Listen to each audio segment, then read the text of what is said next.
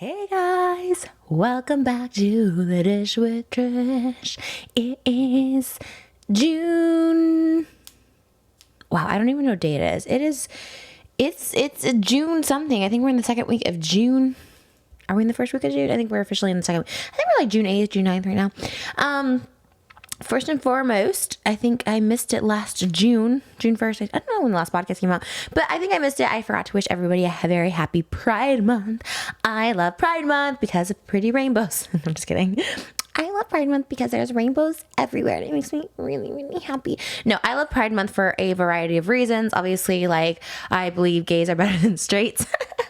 All my friends, all my parties are always just all gays. There's no straights in my life. I only trust the gays.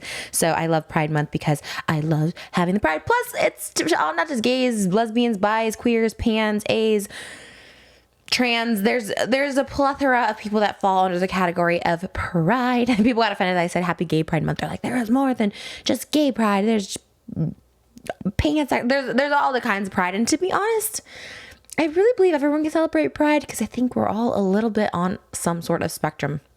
Asexual, pansexual, transsexual, gay, bi, lesbian. Like, I feel like we're all a little bit on the spectrum. That's been my revelation that I've come to over the years of just being me, saying I'm gay, I'm saying I'm bi, saying I'm lesbian, saying I'm trans. I literally just feel I'm on all the spectrums. And there's sometimes where, there's sometimes where I feel asexual. I'm definitely not asexual, so I will not come from the asexual brands out there. You guys can have that. Honestly, my life would probably be a lot easier if I was asexual. I'm not going to lie. I always think about sex. Sex is always on my mind. This podcast lately, because we haven't been able to have guests because of, Corona and the travel ban and all this stuff like that, and just being close together. I just haven't had guests, and the podcast had become all about sex because that's all I think about, and that's all I want to do these days is have sex. If you guys are watching the video portion of this, I have my rainbow dress on. There's so much to talk. There's so much to talk about. I kind of like when people drink on the podcast. I hate when people eat on podcasts. It's so fucking annoying. Like, literally, it's an hour of your day where you don't have to eat. And this is coming from a fat ass that wants to eat every second of the day. Like, for 1 hour, you cannot eat. But I like a little drink. It kind of like refreshes you, gives you energy. I like the sipping. I like the sound of it. Crystalia does it from time to time, and I find it very satisfying. I always want to get an iced espresso after watching his podcast. So, yeah, sex, 90 Day Fiance, pride. Oh my gosh. Black Lives Matter. By the way, shout out also to all the people who participated in peaceful protests and march this past week for Black Lives Matter, for George Floyd, for Breonna Taylor, for so many injustices, and so many justices have been brought in this past week. I heard the Minneapolis Police Department may completely just disband and have community-driven safety, which I'm a little conflicted on. I think it's a very extreme situation because like everyone says, not all cops are bad. There's a lot of fucking evil, vile cops, and thank God they're getting the justice is served. They're getting what's fit for what they did. But to not have that's a scary thought, to not have police. Can we really rely on our community to what are they going to do? The police are intimidating, and I think that's necessary sometimes, a lot of the times, because it stops a lot of people from doing bad things. I think if people see a cop, they're like, it's such a small scale, but like, okay, if I see a cop behind me, I'm not going to do an illegal U-turn, right? They kind of are there to be like, hey, I know you might want to go, steal a bag of chips or something, whatever. I'm trying to think like small scale to not make this so intense, but I do feel like they have the intimidation of a police officer is sometimes necessary to stop people from doing bad things. I hope that makes sense. So that's kind of scary that would, I don't know, to completely disband a police department. It's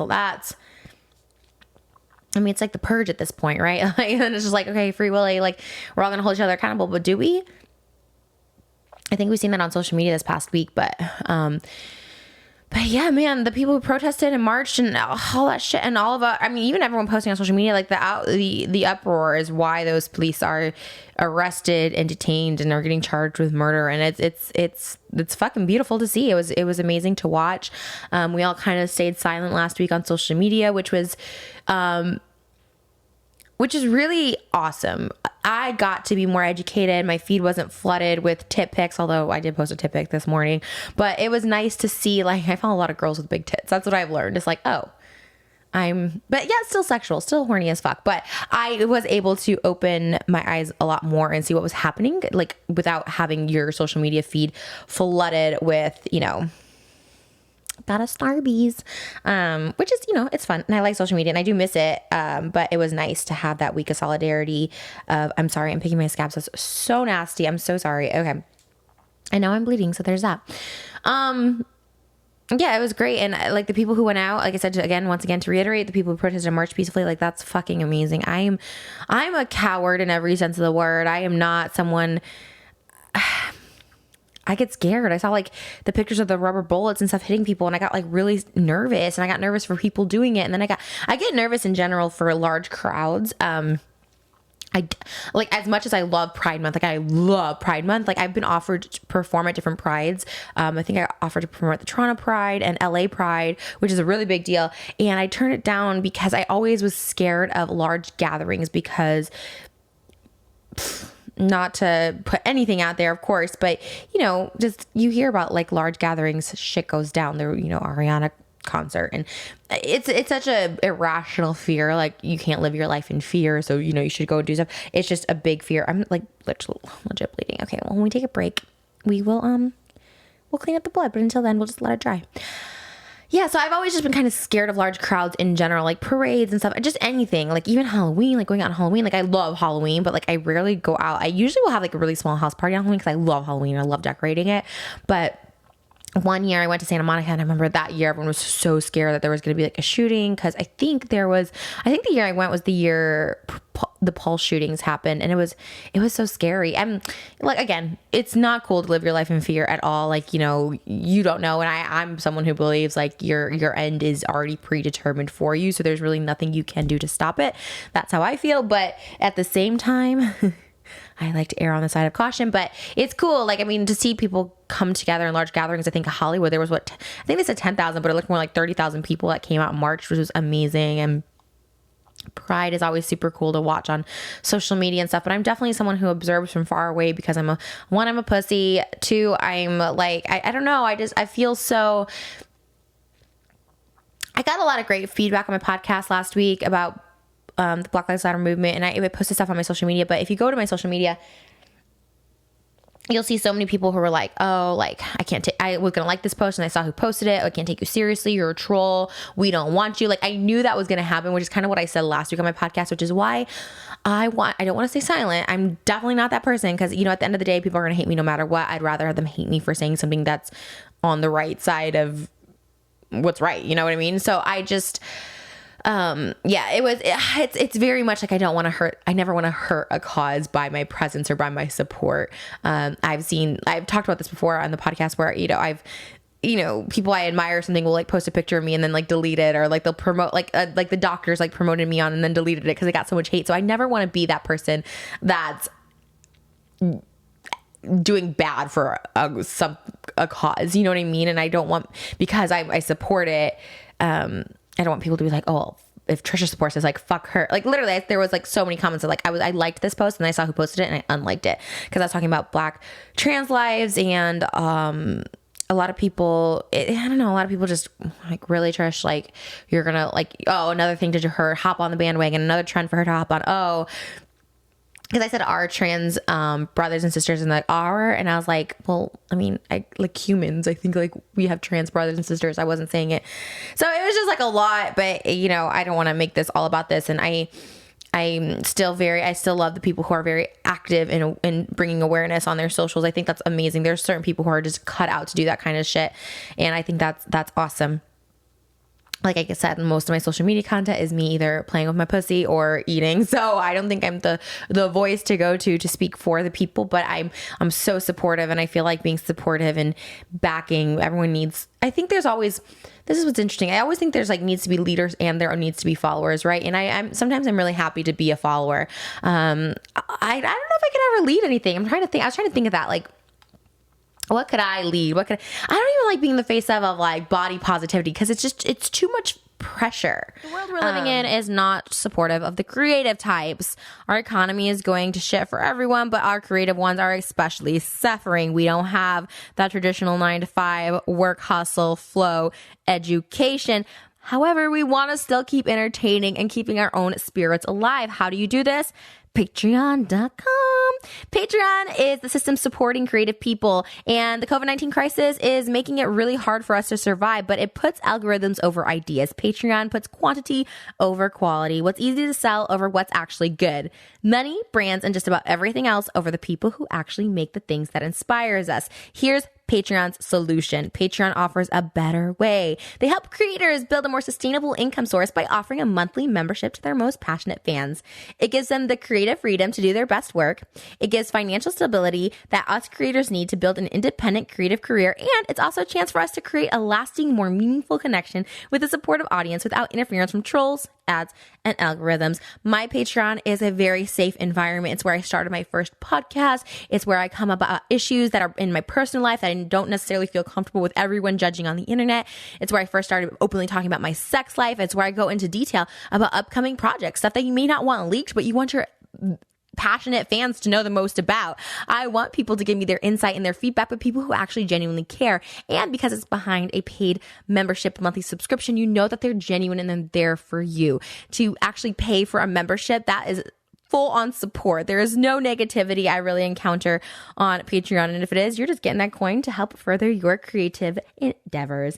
In turn, fans get exclusive access to a community that is premium content and the chance to become active participants in the work they love. They get to be more than social media followers and enjoy a more direct relationship with their favorite artists and creators. They also get the pride to feel work that really matters to them. I love following my favorite creators on Patreon. I follow a lot of cosplayers, Disney enthusiasts, people who may not make money because they're using copyrighted materials, but it's so fun to get to see their visions brought to life and to be a part of it and to get to add input. I requested one of my favorite mermaid cosplayers to do a cool little like Peter Pan inspired thing. And because of that, because of my support and the financial support, she was able to make it happen and not only see her thrive, but all the community that loves her thrive as well. It was a really great treat around Christmas time last year, and it was really fun to support. So if you're a podcaster, video maker, musician, writer, illustrator, if you're a creative person of any kind or simply love one, now is the time to check out patreon.com.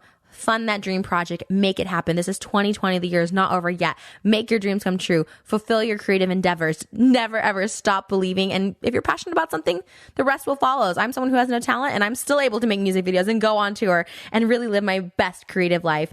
Now is the time to join the millions of fans and creators who are changing the way art is valued together. Patreon.com. Check out patreon.com now and join the millions of fans and creators who are changing the way art is valued together. It's just a lot of pressure. Because one, I don't want to be the face of body positivity, because in a way I feel body positivity is somewhat of a sham. Because it's like, I sorry if that's kind of squeaked there. It's so interesting, because it's like people always will say, oh, I admire her confidence. I love how confident Trish is.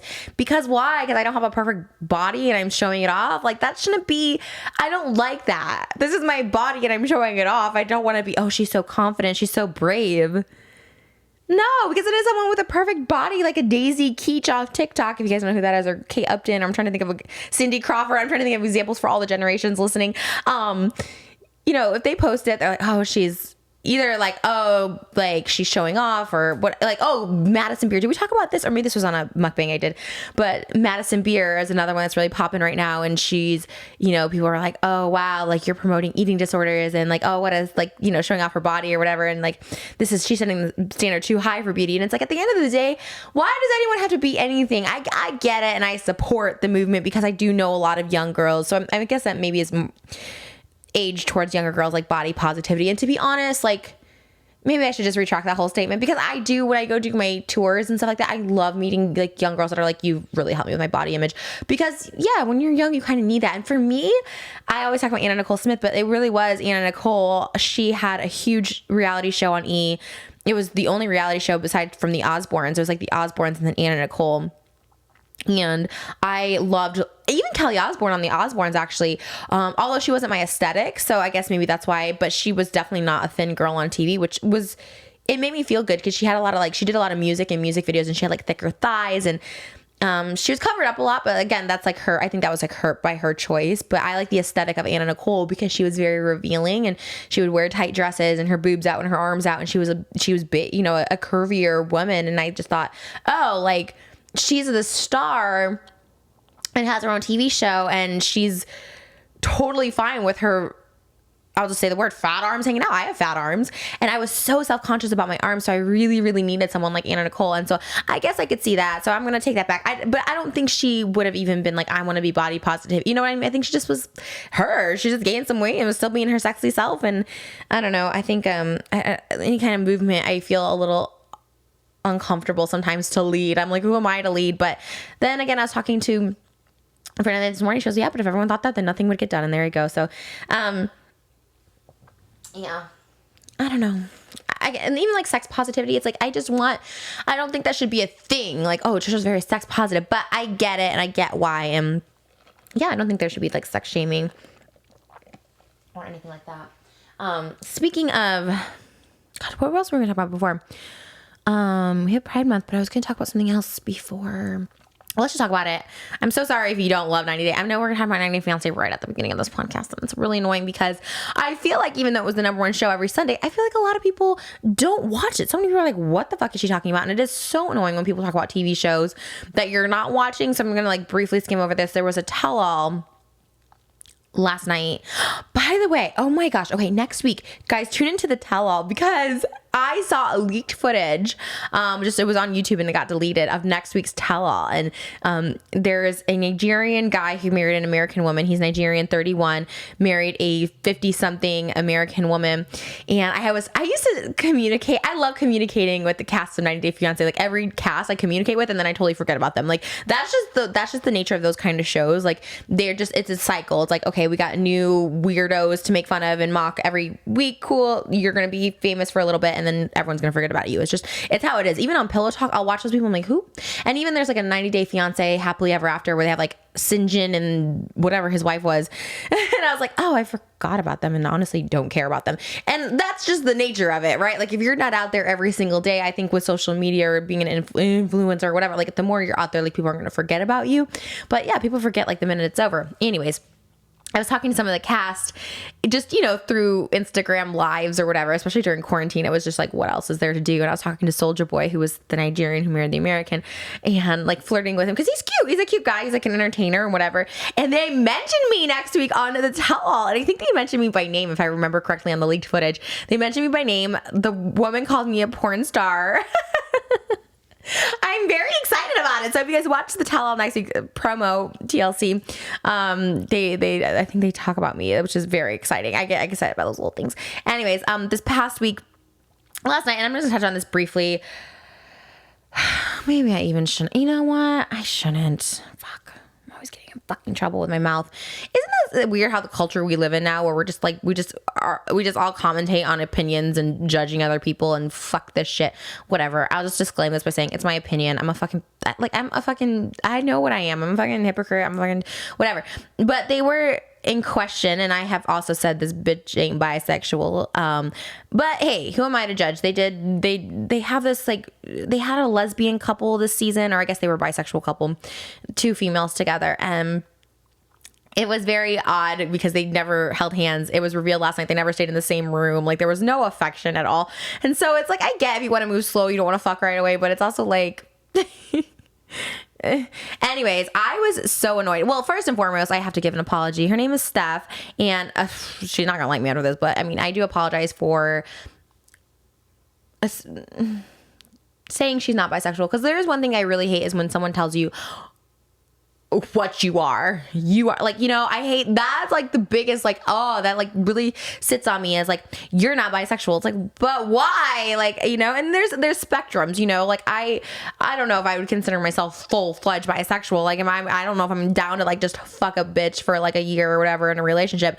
I definitely would need a penis in there, but I like girls. I'm attracted to them. I love the idea of dating a girl, but like, I would be the Steph in that situation maybe where I'm just like, I don't really know if I want to I don't have the urge to finger a pussy the way I do stroking a dick. Do you know what I mean? So I don't know if I consider myself bisexual, but at the same time, I'm on the spectrum, I guess, on the lower end of like, oh yeah, like I think if I met the right one, you know what I mean? Something like that. So I do apologize for also being one of those people who say you're not bisexual, because that's fucking annoying. All right, now I'm gonna go in. So I wouldn't say I have a history with this girl. She used to be, I hate using the word fan, but she was like a subscriber of mine for years ago. Oh my God, probably 10 years ago now. I met up with her in New York. Like, she came to one of these things where I was promoting Guinness World Records on TV or something. And I was in New York. She came to I had like a meetup and literally like 10 people came. It really wasn't like, I wasn't famous. I thought it was cool. People came and we all went out to dinner, and she was like one of those people. Then she moved to LA, and then she made like a bunch of videos saying like she moved out here, and like I never wanted to hang out with her even though I said I did. And it was like one of those things. And then she outed my boyfriend. She said he was gay when he wasn't even out, and he's not out, and he's honest. He's openly admitted he's been on this podcast where he's just like, I like what I like, but he never even said that beforehand. So it was just like, it was a lot of weird shit. I'm like, okay, I kind of left a bad taste in my mouth, but I really don't have any hate towards this girl. And then I saw her on this show, and I was like, okay, like cool, like that's cool. She made it on a TV show, like she, and from the beginning, she just kind of rubbed me the wrong way on this show. And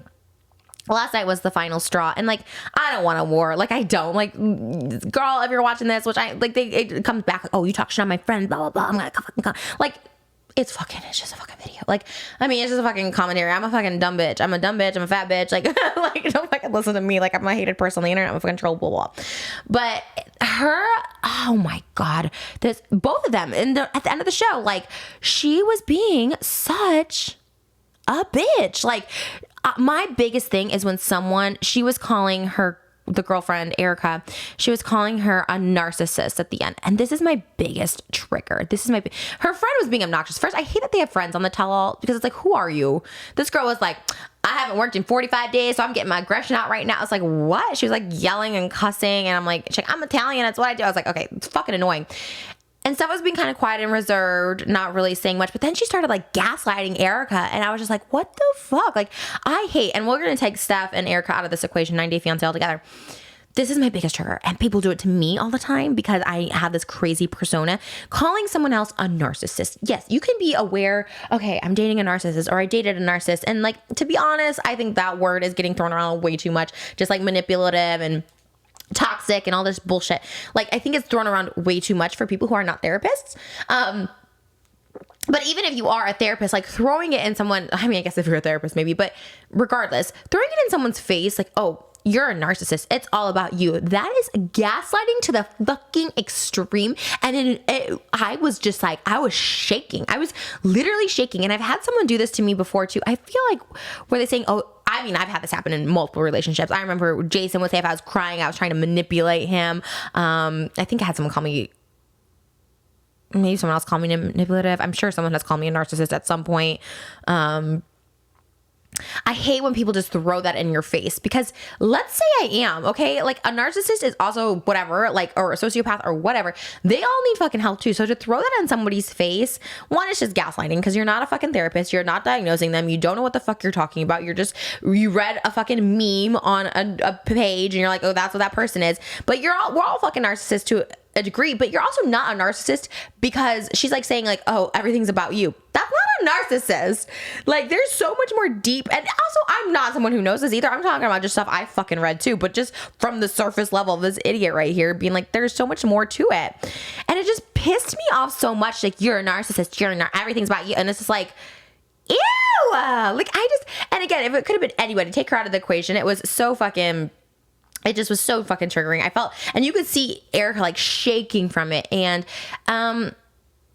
fuck, I don't know. It was a lot to like watch. And she goes, you never ask questions about me and like all this stuff. And and then she was trying to like gaslight her even more, but being like, well, you could have said you wanted to come back to the hotel, but she already said like, don't come back to my hotel room, stay in a separate room. So why would someone push back if that's your boundary? And it was just driving me nuts. It was just, Big Ed and Rosemary was driving me nuts. I wish Rosemary's kind of crazy. Anyways, sorry, 90 Day Fiance is kind of boring. I feel like if you're like, unless this is the 90 Day Fiance podcast, like I really do think it's kind of boring when people talk about shit you don't know. So we're gonna move on from that. But happy Pride Month and apologies, even though I fucking whatever came for you again. Apologies to Stephanie for not saying you're bisexual. You know what? And also I feel like identify as what you want, you know what I mean? Identify as what you want. Also, you don't have to prove anything. She said, I don't have to prove anything to anyone. You're right, you know, and I think that's a big thing to say, especially during Pride Month. It's like, you know, everyone's at their own pace, right? Trevor Moran recently just came out as transgender. She is female. I don't know her name. I think it's Trevi or something. I've known her since she was 15, I guess. And I think it's beautiful. You know, I was going to say something, but you know, Ricky Dillon actually tweeted something. He also recently came out this year. He's saying stuff like, you know, when people come out, actually they were both in a YouTube collab channel together called O2L. So maybe whatever. But he did say, you know, when someone comes out, don't say we knew, duh, it was obvious, because it's like super hurtful to that person. Like coming out's a really big deal. So with I'm sorry, I don't know Trevor's new name. I'm just gonna say Trevor for the point of this, and I promise I will get his or her name correct next time. But you know, it was one of those things where I was like, oh, I could see, I don't know, I guess I could see that. But yeah, it's rude to say like we've been new, but I was like, I guess it makes me happy is what I'm trying to say something, but it comes across so bad because I'm a bitch who has a podcast that doesn't know how to articulate her words, and that's just what the fuck this is. But I just remember seeing a different person in her, even at 15, and I'm so happy for her to be out. And it's just it's all a beautiful thing when someone can be out and be themselves, you know. I don't think everyone needs to come out. I was talking to a friend of mine the other day who identifies as bisexual, probably leans more towards men liking men's side. And he's like, I just don't really feel the need to come out to anyone. Like, I feel like if I'm going to date a guy, I'm just going to introduce that as my boyfriend to my parents and to my friends. And I was like, that's pretty fucking cool too. I don't know. I don't know. I think for the most part, I obviously identify as a heterosexual woman. I'm usually with male partners. I prefer male partners. So, I mean, I pretty much just identify as hetero for all purposes, but intent purposes. So I don't know. Like, I don't know what that feels like, and I wouldn't know. But I think it's cool. Like, whatever your pace, whatever your speed. So happy Pride Month. All of that to say, happy Pride Month. I'm so glad 90 Day Fiance over. The tell-all is fucking just the cast this season. I'm sorry to get back on this because we're going to move on, but the cast this season were just so arrogant and cocky. They just be thinking they're just the most famous pieces of shit in the world. And I'm just like, I hate that. That's my biggest pet peeve, is when people think they're like so famous. Like, this is annoying. Like, even if you are so famous, like, don't act like it. Like, oh, Big Ed would be on his live talking about all his fans. And I don't know. It's always rubbed me the wrong way when people think they're like just the shit. I used to talk to the guy Jeffrey from 90 Day Fiance, and he was super cool at the beginning and super like humble and chill, and we were like talking, and then as he got more followers, which again is only fucking 100,000 followers, whatever the fuck, he just started being like, oh, maybe next month, or I'll do your podcast in a month after the fucking show's over. And I was like, bitch, no one's gonna care about you in a month. He wasn't even on the tell-all, so whatever. Fuck that. Let's talk about, I just want to talk about sex, but I'm like, maybe there's something more to life than sex. Maybe there's something more deep going on in sex right now. TikTok, could talk about that. There's just, TikTok is interesting. And again, this is probably like too niche-y, especially people who listen to my podcast, because actually people who listen to my podcast are a little older. When I say older, my age range, but yeah. I only want to talk about TikTok. I was going to talk about these point of view things, which TikTok is for little kids, so I'm sure you're not listening to this. we're going to just go past that topic. It's not a topic. It's just I'm kind of obsessed with TikTok. And there's people on there that like literally do like acting skits. It's called like POV, and it'll be like point of view. Like you stumble across an abandoned house and realized that their daughter is not their daughter. She's actually a doll that got transformed into a human by voodoo. And it's just like a clip or something. It doesn't make sense if you don't know, but it's just really funny. There's a couple guys I follow on there, and they're just very like into that point of view thing. Like point of view, I'm a rock star, and my dad that I haven't seen in 15 years just sat down in the front row. And it's like him, I guess it's just like acting exercises. Maybe that's what that is. It's like him singing, and then all of a sudden it's like facial expressions will change. If anyone was dying to know what this TikTok subject was going to be about, this is it. So I'm sorry, that was it. So that's why we're not doing TikTok subjects anymore. I miss having guests. I love talking to myself so fucking much, but I miss talking to people. That's why I wanted to start this podcast. So please continue listening. Thank you for listening, by the way, because I do want to get back to guest format. I love having guests on. I love talking to people. Way more fascinating than me. I love relating to people. I miss people in general. This COVID is fucking killing me. Okay, let's talk about second chances. Do you believe in second chances when it comes to relationships? I don't know. I don't know if I believe that they can work. I guess it's a case by case, because with me, I don't think they can, because I'm a bitch that holds on to shit. And to be honest, I wish I could let go of things. I think I just hang on to things, and I can't forget. I want to. I go back to people that I love and thinking like, oh, I'll just forget. But you just don't. When someone like has hurt me, it's there for life. It's like a scar that will never heal, which is kind of ironic because I have a scar that will never heal on my arm right now. I like the idea of second chances. I am someone who talks to myself around my house. I'm constantly having conversations with myself. I'm constantly pretending I'm getting interviewed or answering questions. It's a very weird, I don't know what that's called. Let me know. Maybe it's some sort of autism. I don't know. Sorry if that's offensive. I don't know what I have. There's something where I'm like talking to myself, and it's very neurosy. I guess it's very like neurotic. I guess. I don't know. And I was having a conversation with myself, and more or less thinking I was in front of an audience, I guess, or just speaking in front of people, and just thinking like, I was given second chance. Like it's literally, I was being interviewed. Like, yes, like, you know, I totally believe. Why would an interviewer ask me this? I don't know. But I believe people deserve second chances. Like if they're really remorseful and apologetic, like I do believe in the power of second chances, third chances, fourth chances. Because if you see someone growing and you see growth, that's a beautiful thing. No one's born perfect. Like if we're growing and we're changing, like that's beautiful. That person deserves a second chance, a third chance, because I've been given that, and I've shown the growth, and I'm living proof that we can grow and change. Like this is this weird like thing that I felt like I was on a talk show. That was like my speech I was giving. It was very weird.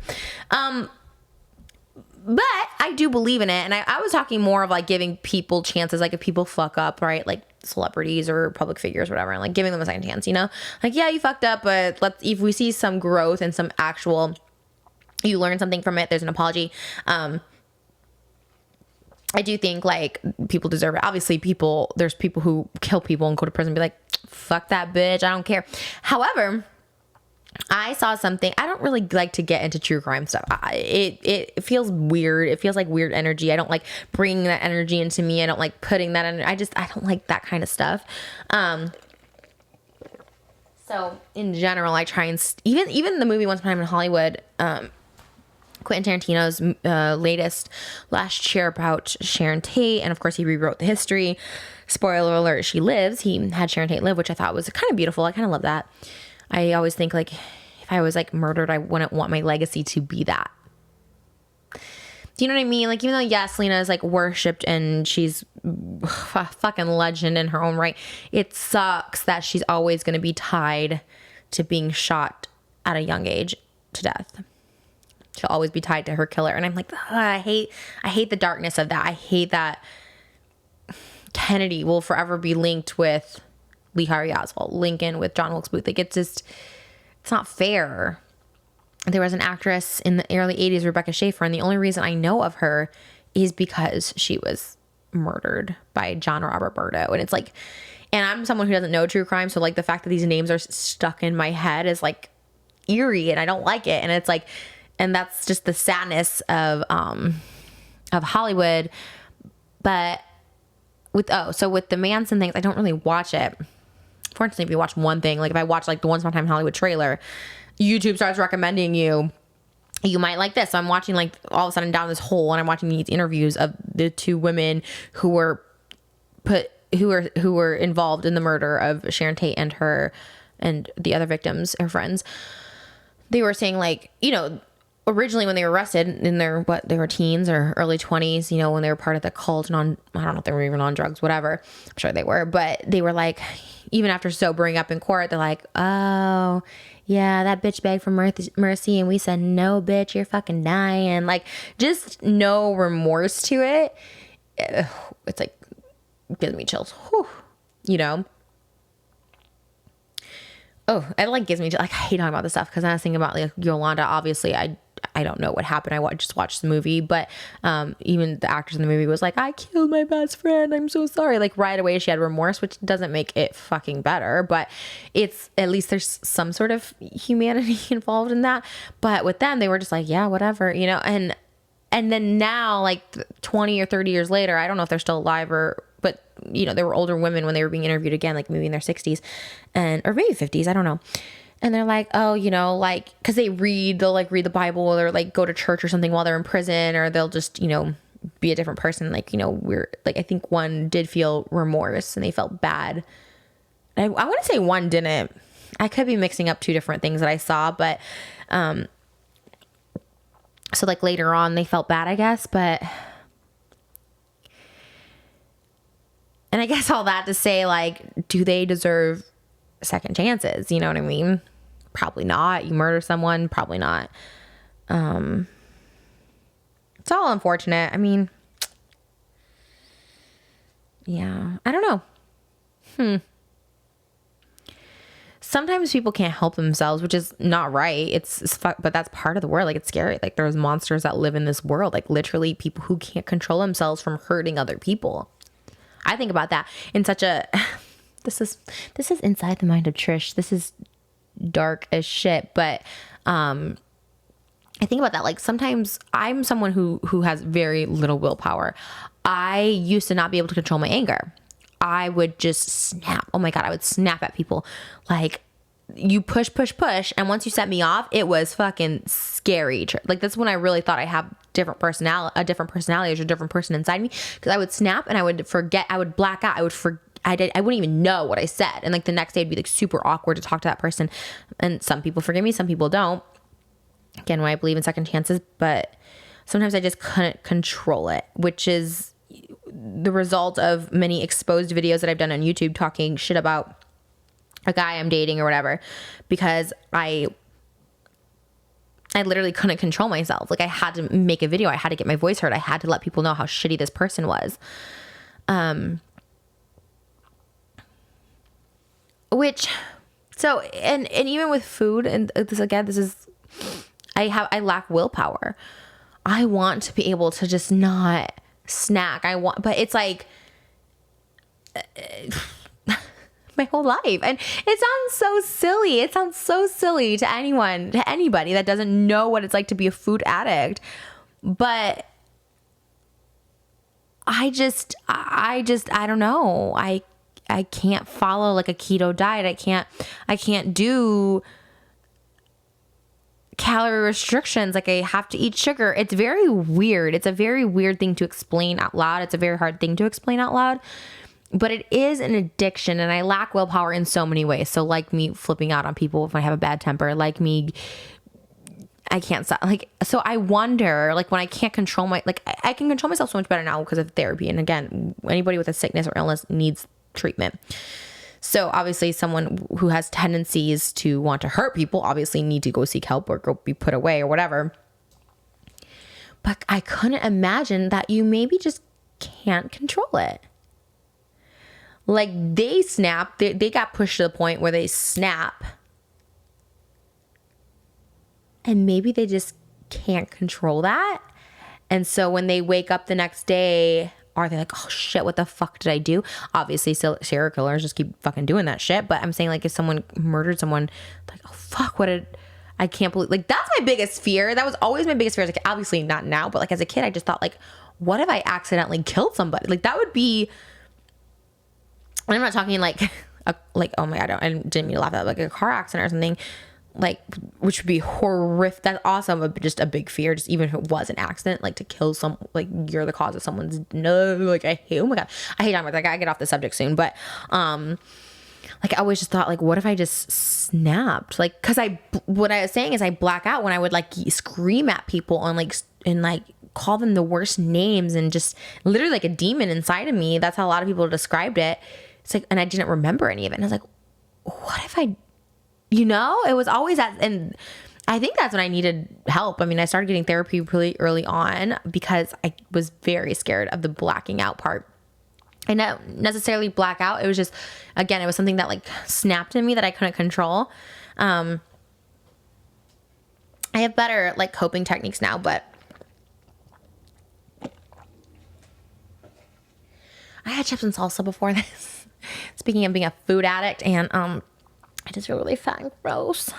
I'm at this point where my belly's getting kind of like too big, where I like can't really breathe and I'm like uncomfortable, but also I'm so comfortable just being lazy in my house wearing like oversized t-shirts and sweatpants, and I'm like, oh, you know what? I'm just gonna order some Benihana.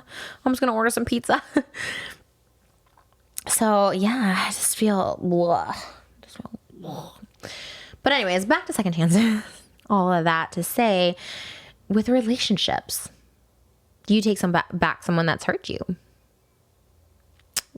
Probably case by case. Some people would say, you know what, if you really love someone and someone cheated once and it was like an accident or whatever, or it was in the moment, not accident, but in the moment, and it was just a physical thing and it was just drunk or whatever, I'm not going to throw away something we have because of one fucked up incident. It's so hard now. I want to be that person that says, like, if I ever got cheated on, that's it. One and done. And I want to be that person, but it is so hard when you've built something with somebody, whether it's like a life or not, but when you have a connection, it's like, especially me, it's very hard for me to have connections with people and be on that level of intimacy and comfortability and love. And it's like, if one thing they did hurts me, am I going to just throw all that away? Hey guys, do you shop a lot online? Yes. Do you spend way too much money online? Yes. Do you want to get some of that money back? Yes. Well, that is what Honey is all about. We all shop online a lot, but did you know you can make online shopping even better? And you can with Honey. Honey is the free online shopping tool that saves you money online. Honey automatically finds the best promo codes and applies them to your cart, which makes online shopping finally feel as easy as it's supposed to be. You do not have to look for those discount codes. You don't have to scour what the sales are, percentages, entering emails. Honey does that all for you. Once you install it, it automatically searches it, applies it to your order, and saves you money. Imagine you're shopping at one of your favorite sites, Target, Best Buy, Sephora, Macy's, eBay, Etsy, Walmart, etc. When you check out, this little box drops down, and all you have to do is click apply coupons. Wait a few seconds for it to scan every promo code on the internet and watch those prices drop. It's my favorite thing to do at the grocery store when you put your little card in and you see all the prices drop and you're just like, oh damn, just for having a phone number, thank you. That's basically all I gotta do with Honey. Super easy and free. It's saved me so much money, you guys. I literally redecorated my whole guest bedroom and I literally saved $437.56. Like, what the heck? And I just would have blown that. I just went like, whatever, but it saves you money. It's amazing. It's great. Honey, thank you so much. And if you want to get gifts for anybody, Father's Day is coming up. Online shop. It keeps you safe and you get money back. I was definitely surprised and I was always excited to see something every month, thousands of dollars being saved for something I wouldn't even know. So thank you, Honey, for that. Honey has found its over 18 million members, over $2 billion in savings. And did you know Honey supports over 30,000 stores online and they're adding more every day? Users love Honey. That's why it has over 100,000 plus 5-star reviews on the Google Chrome store. Not using Honey is literally passing up free money. It's free to use and installs in just a few seconds. Plus, it's backed by PayPal, so you know you can trust it. So here's how you get Honey for free. Go to joinhoney.com/Trish. That's joinhoney.com/Trish and get it completely free. Joinhoney.com/Trish. It's a tough one. That's a case by case for sure. But I mean, I always think people obviously who are married with children for 15 years and then someone goes out and has an affair.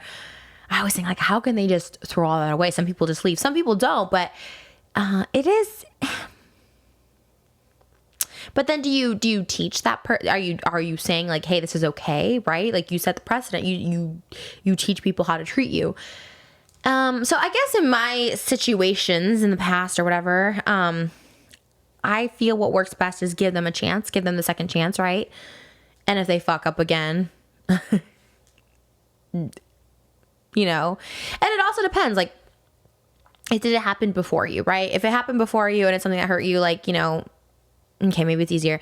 If it's happened during, okay. But if it's happening after the fact that you're like, hey, this hurt me, they know it's a big thing, and then it happens again, then I think it's more of like, that's just a shitty person. But I believe in second chances, and I think it's important when giving second chances to fully forgive. And that's again where it comes back to me, where I don't know if I fully forget. I kind of hang on to it, but I'm doing my best in general to not hang on to shit, whether it's friendship, relationship, and really just looking past it, because like I said, so many people, and I'm having deja vu. I feel like we talked about this definitely before on the podcast, but makeup sex, you know, that sex after you haven't had sex in like 2 weeks with the person because you're like pissed off at them or whatever, and you really think it's over, and you're like, ah, fuck, but that dick.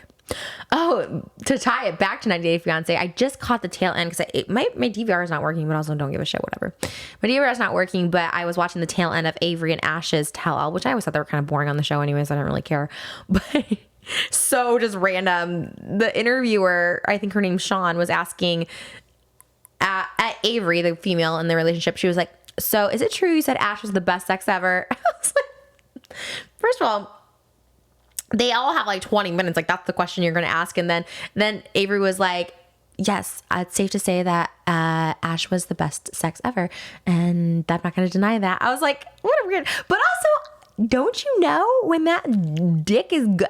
Here's the thing too. Sometimes it's not even the dick, right? Like sometimes it's like the connection, but oh my God, like giving up good dick is just hard. But then when you get back together, like you really think you're never going to get that dick again. And then you get back together and it's like explosive. I had the craziest sex Saturday night. Was it Saturday? Yeah, Saturday night.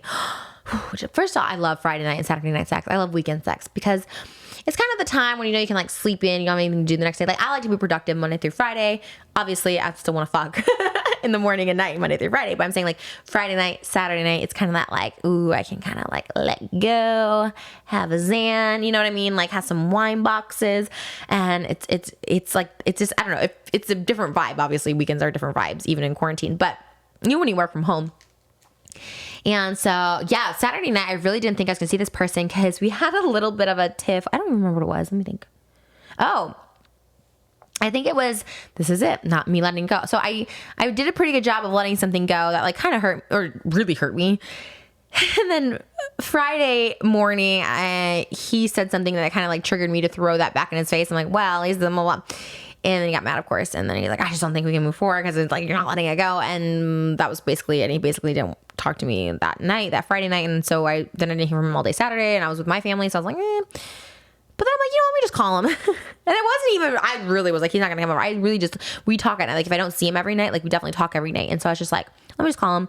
He answered. And I was like, okay, cool. And we had a conversation, whatever. And it was about an hour. And then like after, it was about coming to an end. I was like, all right, well, you want to come over? Like just as a joke. Like literally, it wasn't a joke, but it definitely was like, there's no way. Like I just want to be funny. Like I'm that annoying bitch in a relationship. It's like, I want to see you come over right now. But like I fully expect them to like not be able to come over every night. You know what I mean? But I was like, and he's like, all right, I'll leave now. I was like, oh. So I got really excited. And then I had some wine and I was like, okay, I'm really excited that's happening. And, but we're going to, I don't know how we left it or something, but like basically we're trying to clarify what we were because it's very confusing in general to clarify what people are. You don't know what the other person wants. You don't know what sometimes I don't even know what I want. So when someone's like, when we have to clarify shit, I don't fucking even know sometimes. So, but labels are important because also you don't want someone like fucking around with someone else, but we were able to like clarify like, okay, we're not fucking anyone else. So that's cool. Okay, cool. I think that's a big thing. It's more health than anything, but I was like, that's cool. That's like, commitment to some degree. And I don't necessarily even want commitment right now. So it's weird. It's weird waters, but we're cool. I got so horny. He came over. I literally was just like, I had no panties on. I was just like, do you want to just like fuck me on this couch right now? And I mean, we had just ordered food, so the food was on his way. He's like, well, what? I thought we were, because we're kind of trying to take things like slow again. He's like, wait, what? I was like, oh, like, no.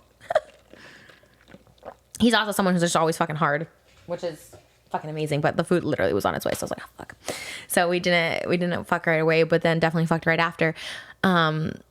But we ate our food and whatever, chilled, and I think some of our best sex is on the couch. Like I love, and it's not like ass on the couch. I like being bent. Oh, this is okay. Whatever. It's a little personal, but he's been having like back problems. And it sucks, right? Like someone like you love and you're not sleeping with anyone else and they have back problems. Like if it was me, I wouldn't want him to just go fuck other people because like my back was out of commission, you know what I mean? But also but anyways, we've been trying out ways to figure out like, if you guys know any like good things for people with back, Abby, he's trying to do like exercises on his own to build his strength back. So I think he just like pulled it or something. But if you guys know any good positions, but anyways, we found one, which is like me bent over on the couch. And then him like basically just standing and maybe a little squatting. So it's not necessarily like pressure on his back. And like that's been so fucking good. It's so hot. There's something so hot about being bent over on a couch and getting fucked. There's like, that is one of the hottest things. It feels like naughty, like forbidden, like we don't have much time, like secretive, sneaky, let's do it real quick. And I love it. And we do that like a lot. Like if it's like somewhere like we're not supposed to be having sex or whatever, it's like it's very much like, okay, let's just get it in real quick. And I like that. I think it just feels exciting, even if it's your own fucking house and no one's there, but it feels naughty and kind of like, ooh. I also like it. We used to do it a lot like in my kitchen. Like I remember I'd be like making, like I've been cooking a lot lately, and I would do something in the kitchen and I'm just like, oh, like he would just like stick it in, like I put my leg on the counter and he just stick it. It just was like that kind of stuff so fucking hot to me. Oh my God, I'm gonna turn it on. Ooh, wow, literally got so turned on just now. But the best sex of my life was actually in bed. It was the Saturday night, and like I said, it was been kind of hard. I love being on top, but obviously, I'm already a thick girl as is. But like someone with bad back problems, like you don't want to be on top of them anyways, because they also have to thrust up. Although I guess you could just lay there. If he's watching this, you can just lay there. I guess we could try that. I don't know, but so no, but we didn't have really good cuddle sessions. So here's a little like natural high tip. Maybe it works, maybe it doesn't, maybe you just have to have a really good connection like we do, I don't know. But when you're holding someone in bed, like we'll just like hold, like we got done with dinner or whatever, and we could have just stayed up and watched TV, but I'm like, can we just like go try and cuddle and get high? Because one time we did this and we got so high, and it happened again Saturday night. And I think what it is, because of his back, we try and keep it like warm in the bedroom. Like I usually have it like ice cold and then put the sheets on, because I like love sleeping like that, because I hate being hot and sweating. But we've been keeping it warm up there, and so it's like 73 or 74, and then like we're like holding each other. And I think it is like it's almost like lack of oxygen to your brain between being held really tight and the hot air. I think it's almost like lack of oxygen, so maybe it's not safe. So I don't know, disclaimer, don't do this. But it does feel like a high. It's so crazy. And then once you start having like sex on that high, you know what though, actually I don't know if I drank Saturday night. Now that I'm thinking about it, I think I smoked a joint and took some edibles, which I don't normally do. I'm not really a marijuana person by nature, but I did that just solely. No Xanax, no wine. And I think I just solely did the edibles and the joint. And because I don't do it much, I think it does give me a different kind of high, because I just don't get high really. And it was like, it just all hit so good. And then like once like he was inside me, it was just like fucking euphoria. I was just like, what the fuck? And I think I don't remember, but I remember, but I think I was like verbal. I think I was like, what the fuck? I kept thinking that like while we were having sex, I was like, what the fuck? Like, this is crazy, right? Like it felt like, I don't know, like rainbows and unicorns. Like it just felt like very different dimension. It was so good. I was just like, and then like, he actually got on top of me, which I was like kind of nervous, because like he was on his like side, like fucking me, and I was kind of like on my side, so it was kind of like he feels better when he's like on his side. But then he got on top of me, he's like, oh no, like it's gonna hurt his back. And then I think the next morning he did say like he hurt his back because he was like he's like, I felt you like tighten up so much. He's like, so I just like pushing in because it just felt so good because I tighten. Obviously, well, I don't know if everyone's like this. I actually don't know. Let me know if you get how you females orgasm. But when I orgasm, I get my muscles clench super tight. It feels fucking phenomenal. But he's like, I can feel it, and so he's just like pushing more in when that happens. Because in a way, my body almost like rejects. And I've seen this even like if you subscribe to my OnlyFans, onlytrish.com, I write like dildos. Oh God, I really wish he would do OnlyFans with me. That's my only other thing with this relation. It's not a relationship, but this person that I'm like kind of like whatever into at the moment. I just wish he would like let me like film his dick in me or something. Like I just because we do have really bum sex, and I just feel like I want to. I'm someone who would post my sex tapes for sure, but it's such a hard thing because I'm kind of like, I don't know. It's hard for me to have sex with anyone else because I've had OnlyFans offer collabs from males or females. Well, females I would do, but from males that are on OnlyFans, and it just feels weird because I'm like attached to this person, and like sex to me is like fun, but like when I'm attached to someone, it's like weird for me to have sex with other people, even if it is business or whatever. But I'm like, oh, I wish I had like what Lena the Plug and Adam 22 have, where they just like he fucks her on camera. It's just like and we fuck so much. Oh my God, I'd be making so much bank if we could fuck every time he came. Sometimes we film his cum shots because they're fucking beautiful. There was a beautiful cum shot on my back. I posted it on my OnlyFans. It was fucking gorgeous. It was like this, it looked like a fucking painting. And I'm not just saying my body is hot, but just all of it together. It was so good. And it was actually on the couch. It was bent over and it was just shooting everywhere. It was fucking amazing. But yeah, it was, and then he got on top, and then we were like eyes open sex. It can be weird. I feel like if you're like completely sober, he was, I think, completely sober, I think, but then I asked him the next time, like, was it really good, or was it just, he's like, no, it was something like amazing. I was like, okay, good. Because I was like, maybe I was just really high. I'm like, oh, this was so good. He's like, no, it was. So he could like, at least he felt the contact high too, of like, at least being enveloped together. But, yeah, and so he's like, in here, he did hurt his back a little more. He's like, I just felt so good, so I just like wanted to keep going for you. I was like, true man right there. And so I was like, oh, okay, cool. So I don't know where I was going. So I'm already discombobulated. It just felt really, really good. The orgasm, I guess. I don't know. It all felt so good. And then the next morning too, was just fucking crazy sex again. Like stood up over the bed, like in the shower, like. Then on the couch is when he had the crazy cum shot, and I was like, wow. And then even when he was like leaving, I was like literally on his lap, just like, can I suck your dick? Can I sit on your neck? Like I was like so like desperate for this. I don't know. It was very weird. I think I'm getting my period, so I think like around this time I get extra horny, but the eyes open. Oh my God. So like, yeah, I remember like it was dark, but I have like little like purple Christmas lights around my room, and I was like, as my eyes are open, I'm like, oh, so and I was like looking right into like when you're in that, I don't know what it is. I mean, just like, I guess the highness, it just feels so good to like look at someone and just like, you're inside me. I feel so close to you right now. Like that's exactly what it was. And I did. And I like felt all of it. The next time I'm like, oh my God, am I fucking crazy? But then he's like, no, I felt it. Like, okay, good. Because it's just like, sex really does just, for me, it makes me feel close to someone. And I think a lot of times it's a false sense of closeness, especially if it's someone like, I think that's why I can't do random hookups. I really can't, because I feel more drained. I feel more than like, ooh, you know what I mean? I feel more, I don't really know the right word I'm looking for. I just don't feel, it just feels, I guess it feels false. And because maybe now I've experienced what it feels like to actually feel connected, to actually feel like on that same page with the person that's inside of you, it's like, it's really, really addicting and amazing and special and orgasmic, and it's just not worth it to me. Like it really isn't worth it to me to have like bad sex anymore, or casual sex, or someone that I'm just not so fucking, I want to be magnetically like, we can't be away from each other. Like there's just something there, which maybe I guess most people probably feel, but I know when I was younger, I was just like, whatever, I'll take any dick I can get. And I guess it just made me feel more attractive back then. I don't know, but yeah, I really wish I could film it for my OnlyFans. Cause it's beautiful. It's art. Like sex is art. Like I think that's what's so cool about like OnlyFans, how it's making sex and intercourse just more like mainstream, I guess, or just more or masturbation even. It's like, it's all beautiful. It's all healthy. It makes you feel good.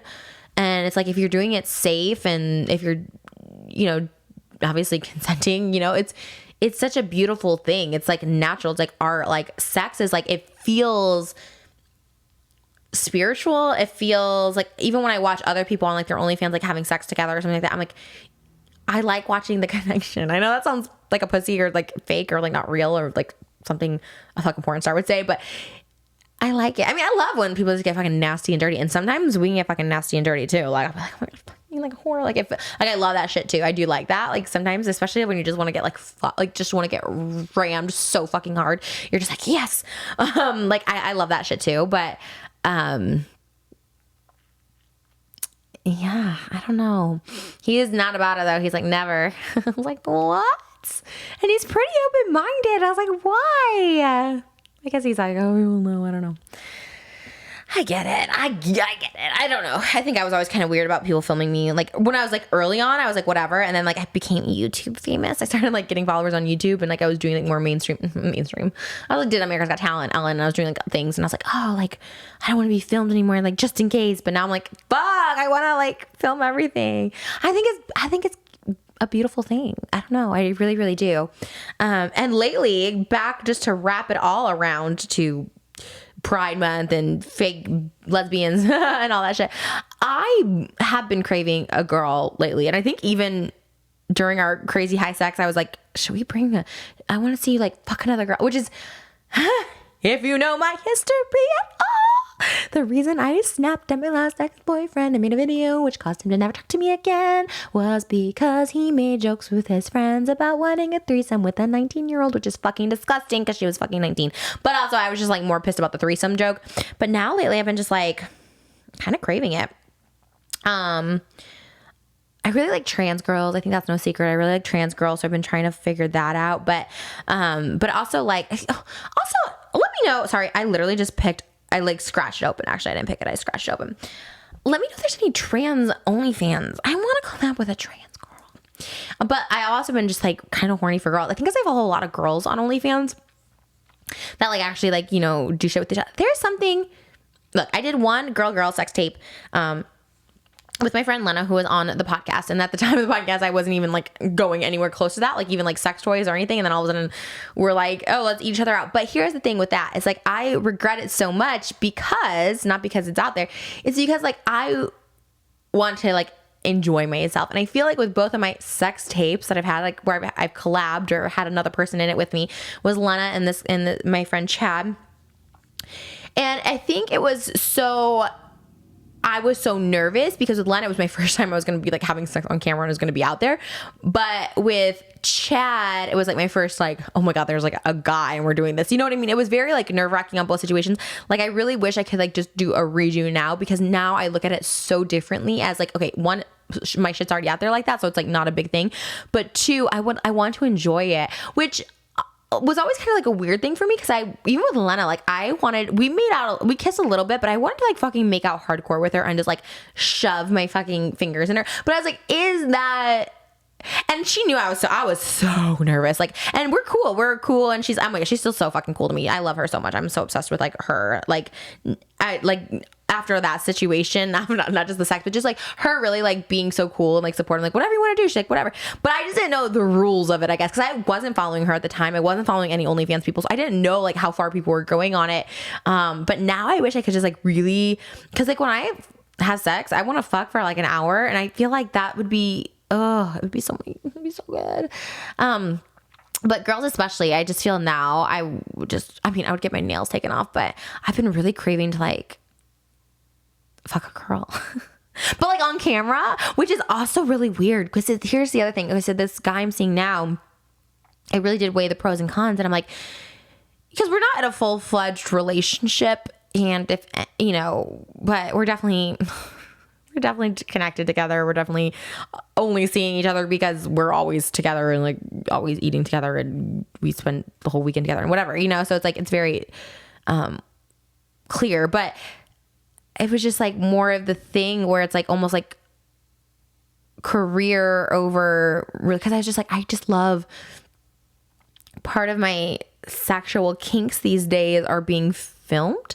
I don't know if it's because of my OnlyFans, and I love my OnlyFans and I want to just keep stepping up the content, but it's like I can only go so far because, you know, one, people aren't really collabing right now, and two, I kind of have like feelings for this person.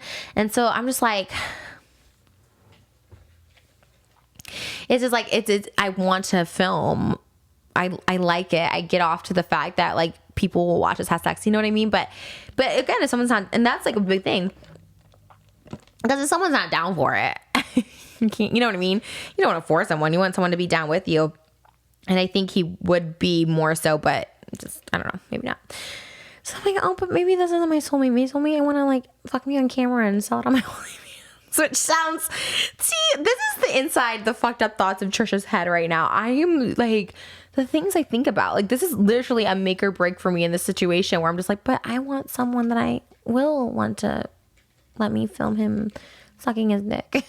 Like, it's such a priority for me, and it's so like not even in his realm, you know? So I don't know, but then it's like, am I doing OnlyFans forever? Am I going to be a porn star forever? No, but that's the other thing, because OnlyFans is so hot right now, especially mine is like fucking going the fuck off. It's going the fuck off right now. And it's like, I'm at the height. I can feel it. I feel like this is the height. This is the peak. And maybe the peak will last the rest of the year. Maybe another full year. Maybe a month. You know, who knows when the peak ends. But I don't want to regret not fucking everybody I get on camera while I can, because it's amazing. And what I've learned about all platforms and social media is everything comes in circles. And YouTube, I had a fucking crazy run on YouTube for about 8 years. I was making fucking, it was a gold mine for me, and it was great. And then it ended, and I still do it, and I still love it, which maybe I'll still do OnlyFans and love it. But then, you know, Patreon came around, and then Patreon was my little gold nugget for a couple years, and I really enjoyed doing that. And now OnlyFans is really it. And I don't want to, with everything, and it's probably why I never was able to secure a relationship or even friendships. I've always wanted to strike while iron is hot. I was like, you know, YouTube's really big right now. I'm gonna fucking go on this, you know, rather than go on a date and have food with someone. I'm gonna do a mukbang by myself, rather than give this guy a chance in private to like apologize. I'm gonna make an exposed video on him and get more popular. Like, same thing with Patreon. Oh, I can be naked on there. Let me show this is cool. And then OnlyFans now, this is a whole other realm that I never thought I'd be doing, because I don't consider myself a porn star, but a lot of people call me one, including baby girl Lisa on next tell-all of 90 Day Fiance on TLC. But it's just this thing that is really exciting, and I love it. And like, I get turned on thinking about, like, I'm like, oh my God, like, who can I collab? Like, I'm literally looking now, because I will do another collab, and it'll probably be with a girl, because I talked to the guy I'm with now, and he's like, oh, you know, if it's with a girl, it's not, he doesn't care really.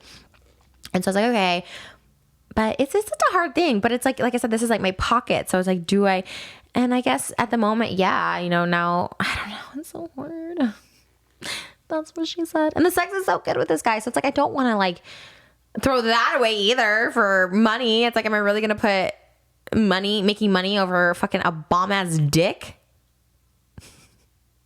This one's a struggle. This has been my biggest struggle, because I'm like, wow, the dick is so good. Do I throw that away for a mediocre dick and some money? I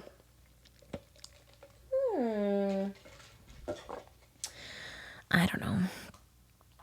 My security guard has texted me. Let me see what he said. Oh, got it. Crazy shit happening, you guys. I don't know. Probably that last section was not relatable at all. People were like, what the fuck is this bitch talking about? Let me know what you would think, though. What if your partner really wanted to be filmed? Like, he or she gets off getting filmed. Would you do it for them? It depends on what you're doing. And your face is not in it, by the way. It's just your dick. It's just your dick. Because I think that's so hot. I follow this one girl on OnlyFans, and she always has, I don't know if it's the same, I know it's different dicks, I think, but she'll always show like her unzipping it and like opening his pants, and it's hot. Like, that's a hot angle too. Sometimes even not seeing the other person's kind of even hotter. I don't know. I had so many clothes. I'm a shopping addict too. I guess that's pretty much it, you guys, for this episode of The Dish with Trish. I hope you guys all have a really happy Pride Month. June 14th, I believe is, hold on. I believe it's like Black Lives.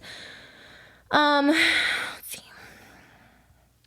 I think it's a Black Lives Matter / I want to look this up because I don't want to get this wrong. June 14th, Pride March.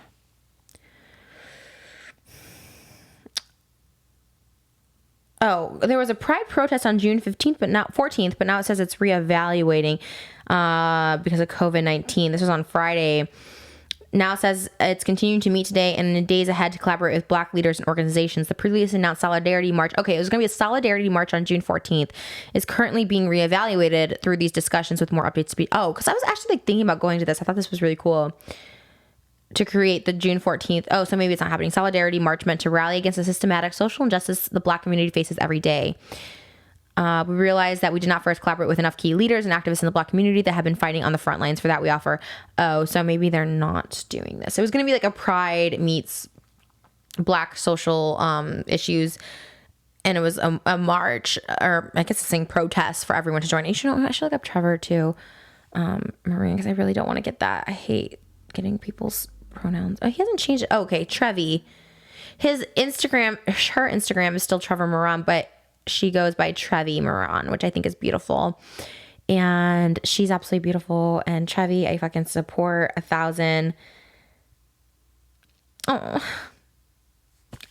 it just makes me want to like cry so much. Like I love when people can just be themselves. Like I said, I can never relate, to what that feels like. I mean, to have to hide a part of you and then all of a sudden you get to be out and like it's like I just feel like it's so freeing and I'm so happy for him. And I think coming out is such a beautiful thing. I think being gay, queer, bi, a, pan, all of it, trisexual, all of it, it's just fucking beautiful. And I hope you guys celebrate it in a really big way. I hope you get lots of dick, lots of pussy. Lots of none of that. If you're asexual, none of that. So I just celebrate it the way you want to celebrate it. Thank you guys once again for anyone who's out there posting on social media about Black Lives Matter, protesting, marching, spreading awareness. Like all of that is fucking beautiful to see how like when we come together, something amazing happens. Also, is coronavirus over? Because all these protesters are standing next to each other. My friend I was talking to today, she's so woke. I love her so much. She's so the opposite. I mean, she's fucking woke as fuck. And I was like, yeah, but like, is Corona over? Like, everyone just be at protest together, like standing shoulder to shoulder. And she's like, well, I guess people just decided that like this cause was more important than Corona. I was like, oh shit. But she said there was a spike in Corona. So I don't know. Be safe, be careful. Gyms are opening and shit here this week in LA. Just be fucking careful. Watch out, wash your hands. Don't touch your eye. I had an issue that I literally thought I had pink eye because I think my fucking dumbass touched my eye. And I don't know. Just stay safe, everyone. Life is short. Make it count. Have good sex. Film it if you want. Start an OnlyFans. Check out my OnlyFans, onlytrish.com. And be sure to leave a rating review, please. I love reading reviews on this podcast. I love getting ratings. It definitely helps, I guess, good or bad, putting it up on the charts. So thank you guys for listening. You can download it on Apple Podcasts, Spotify. Watch me on YouTube. It's trishpodcast.com if you want to watch these episodes. It's just kind of me right now at the moment, but we're going to get some guests. Maybe we'll do some Zooms or something like that, some Zoomies. And I love you guys. Thanks for watching, and I'll see you in the next